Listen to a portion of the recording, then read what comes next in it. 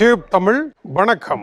அமெரிக்க அதிபர் Donald Trump ரஷ்ய அதிபருடன் அலாஸ்காவில் பேசிய பேச்சுக்கள் ஒரு நாடகம் என்று தெரிவித்திருக்கின்றார். அலாஸ்காவில் நடைபெற்ற பேச்சுக்கள் வெற்றி பெறவில்லை, அவை தோல்வியடைந்த பேச்சுக்கள் என்கின்ற விமர்சனங்கள் இருக்கின்ற நிலையில் இது தொடர்பாக அவரிடம் கேட்கப்பட்ட கேள்விக்கு பதிலளித்த பொழுது ரஷ்யா நடத்தியது ஒரு மேடை நாடகம் என்று கூறியிருக்கின்றார். உக்ரைனிய அதிபரை குறிவைத்து ரஷ்யாவினுடைய படைகள் நடத்திய தாக்குதலின் பின்னதாக உக்ரைனிய அதிபர் இருக்க வேண்டிய ஓர் அதிபர் அல்ல என்று ரஷ்யா கூறியதும், அவர் உறுதி செய்யப்படாத அதிபர் என்றும் மக்களால் தேர்வு செய்யப்படாத அதிபர் என்றும் அவரை மட்டமாக பேசியதன் பின்னதாக இந்த கருத்தானது ரஷ்யாவை பொறுத்தவரையில் எப்படி இஸ்ரேல் ஹமாஸ் அமைப்புடன் பேச்சுக்களை நடத்தியபடியே ஹமாஸினுடைய தலைவர்கள் மீது தாக்குதலை நடத்தி அவர்கள் இருக்கக்கூடாத தலைவர்கள் என்று வியாக்கியானம் கூறியதோ அது போன்ற வியாக்கியானத்தை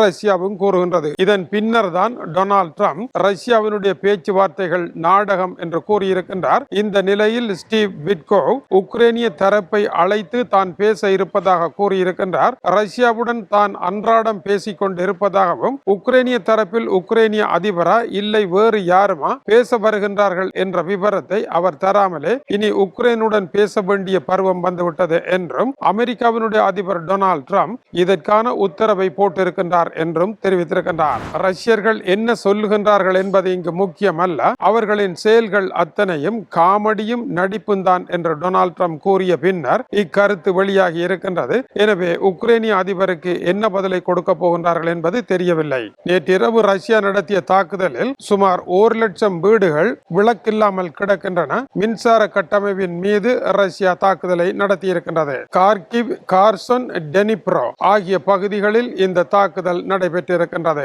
புட்டினின் தாக்குதல்களை நிறுத்துமாறும் மரணங்களை தடுக்குமாறும் மறுபடியும் உக்ரைனிய அதிபர் வேண்டுதலை விடுத்திருக்கின்றார். இந்த நிலையில் காலை செய்திகளின் தொடர்ச்சியாக அமெரிக்காவினுடைய எக்ஸான் ஆயில் நிறுவனமும் ரஷ்யாவினுடைய ஆயில் நிறுவனமாகிய ரோசன் நெப்டும் பேச்சுக்களை நடத்த இருக்கின்றன என்றும் மிகப்பெரிய அளவில் வியாபாரம் நடைபெற இருப்பதாகவும் செய்திகள் தெரிவிக்கின்றன. ஆனால் வால் ஸ்ட்ரீட் ஜேர்னல் கூறுகின்ற பொழுது இது மிகப்பெரிய வியாபாரமாக இருப்பதாகவும் உக்ரைனின் தாக்குதலின் பின்னதாக அமெரிக்காவினுடைய பாரிய ஆயில் நிறுவனம் ரஷ்யாவிடமிருந்து வெளியேறி இருக்கின்றது. இப்பொழுது முன்னே விட அதிக பாரிய வர்த்தகத்தை முன்னெடுக்க இருக்கின்றார்கள் என்றும், ஆனால் இது மிகவும் கடினம் என்றும் விலைகளில் பாரிய சிக்கல் இருப்பதாகவும் தெரிவிக்கப்படுகின்றது. இருவரும் சேர்ந்து இயங்குவது சாதாரண விடயம் அல்ல. ஒரே உரைக்குள் கூர்மையான 2 கத்திகள் இருக்க முடியாது என்பது இதன் கருத்தாகும். இந்த நிலையில் அமெரிக்காவினுடைய அதிபர் டொனால்ட் ட்ரம்ப் 2028ஆம் ஆண்டு தேர்தலில் வெற்றி பெற முடியுமா என்பது தொடர் சந்தேகமாக இருப்பதாக தி எகனாமிஸ்ட் எழுதியிருக்கின்றது. ஏனென்றால் அமெரிக்க அதிபருடைய எல்லா முயற்சிகளும் ஏறத்தாழ தோல்வி படியிலேயே நிற்கின்றன. அமெரிக்க மக்களுக்கு அவர் கூறியது போன்ற வெற்றிகள் எதையும் இதுவரை அவர் தரவில்லை. அடுத்த ஆண்டு வரை இருக்கின்ற இடைத்தேர்தல்களிலும் ரிப்பப்ளிக்கன் கட்சிக்கு வெற்றி பெறுவதற்கு ஏற்கனவே இருந்த வாய்ப்புகளை எல்லாம் கடினமாக்கி ஒரு மூடையை தூக்கி ஓடிய ரிப்பப்ளிக்கன் கட்சி இனி 10 மூடைகளை தூக்கி ஓடி வெற்றி பெற வேண்டிய பாரத்தை முதுகில் சுமத்தி இருக்கின்றார் என்பது இந்த விமர்சனமாக இருக்கின்றது. பல முக்கிய விடயங்களை மிகவும் தவறாக கையாண்ட காரணத்தினால் கமலா ஹாரிஸ் ஜோ பைடனுக்கு மக்கள் தண்டனை கொடுத்து அவர்களை பதவியில் இருந்து நீக்கினார்கள். இப்பொழுது அதே தவறை டொனால்ட் ட்ரம்பும் விடுகின்றார் என்பதுதான் புதிய விமர்சனமாக இருக்கின்றது. டொனால்ட் ட்ரம்பிற்கு 2024 தேர்தலில் வெற்றியை தந்த வாக்காளர்கள் ஒன்றும் MAGA என்று அழைக்கப்படுகின்ற மேக் அமெரிக்கா கிரேட் எகெயின் என்கின்ற டொனால்ட் ட்ரம்பினுடைய அதி தீவிரமான விசுவாசம் கொண்ட வாக்காளர்கள் அல்ல.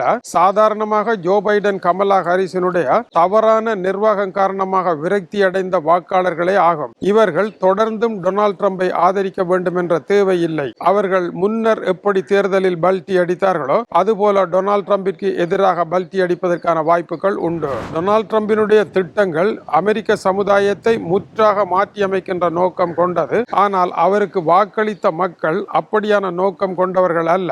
அவர்கள் டொனால்ட் ட்ரம்பிடம் இருந்து அவற்றை எதிர்பார்க்கவில்லை. இப்பொழுது அமெரிக்க வாக்காளர்களில் 55% டொனால்ட் ட்ரம்பை எதிர்க்கின்றார்கள். 5% காரணம் கூறவில்லை. 40% மட்டுமே அவரை ஆதரிக்கின்றார்கள். முதலாவது, பணவீக்கம் தொடர்பாக டொனால்ட் ட்ரம்ப் எடுத்த நடவடிக்கைகள் போதியது அல்ல, தோல்வியில் நிற்கின்றது. இரண்டாவது, எல்லைப்புறத்தில் குடியேறிகள் வருவதை தடுப்பதற்கு முயற்சி எடுத்தார், அதிலும் போதிய வெற்றி அல்ல. வீதிகளில் அவர்களை கைது செய்வதனால் அமெரிக்கர்களுடைய வீடுகளில் பணியாளர்களாக இருந்து தோட்ட வேலைகளை செய்தவர்களை எல்லாம் கைது செய்து சென்றதனால் வீட்டு வேலைக்கு மலிவு விலையில் ஆட்கள் இல்லாமல் அவர்கள் இருக்கின்றார்கள். அவர்களை பொறுத்தவரையில் வருபவர்களை தடுங்கள் என்றால் இருப்பவர்களை பிடித்து சென்றிருக்கின்றார் டொனால்ட் ட்ரம்ப். இதுதான் பிரச்சனையாக இருக்கின்றது. டொனால்ட் ட்ரம்பை பொறுத்தவரையில் குற்றச் செயல்களை ஒழிப்பதில் முன்னேற்றம் தான், ஆனாலும் அது போதியதாக இல்லை என்றே கூறுகின்றார்கள். 2024 ஆண்டு கிடைத்த வெற்றியை டொனால்ட் ட்ரம்ப் பாரிய வெற்றியாக அளவுக்கு மீறி மிகைப்படுத்தி தன்னை ஒரு அரசனாக கற்பனை பண்ணியதனால் ஏற்பட்ட விபரீதங்களே இது என்றும் தெரிவிக்கின்றார்கள். மேலும் ரஷ்ய அதிபர் புட்டினுடன் கை கொடுத்து அலாஸ்காவில் நடத்திய பேச்சு ஒரு நாடகமாக இருந்ததே அல்லாமல் புட்டின் எதையும் செய்யவில்லை என்பதை விட டொனால்ட் ட்ரம்பும் எதையும் செய்யவில்லை என்பது அமெரிக்க மக்களுக்கு கடும் சீற்றமாக மாறியிருக்கின்றது. மேலும் ரஷ்ய அதிபர் புட்டினை டொனால்ட் ட்ரம்ப் மிகவும் நல்லவர் என்று கூறுகின்றார். ஆனால் 85% அமெரிக்க மக்கள் புட்டினை நம்பவில்லை. முன்னே அமெரிக்க அதிபர்கள் என்னென்ன பாடங்களை கற்றுக்கொண்டார்களோ அதே கடுமையான பாடத்தை தேர்தல் களத்தில் டொனால்ட் ட்ரம்ப் கற்றுக்கொள்ளப் போகின்றார். ஆகவே டொனால்ட் ட்ரம்பை பொறுத்தவரையில் உக்ரைன் ரஷ்ய போர்க்களத்தில் அவர் எதையும் சாதிக்கவில்லை. அவரை பொறுத்தவரையில் ஆயில் விற்பனையிலும் பொருளாதார நடவடிக்கைகளிலுமே தன்னுடைய கவனத்தை செலுத்தி ரஷ்யாவுடனான உறவை மேம்படுத்தினாரே அல்லாமல் அவருக்கு வேறு நோக்கம் இருக்கவில்லை. இதே நோக்கம் தான் ரஷ்யாவிற்கும் இருந்திருக்கின்றது. இருவரும் பேசியது உக்ரைனுடைய அமைதிக்காக அல்ல என்பது இதனுடைய கருத்தாகும். இது டியூப் தமிழுடைய உலக செய்திகளுக்காக இலங்கை வடபுலம் யாழ்ப்பாணத்திலிருந்து கீசே துறை. வணக்கம் உறவுகளே.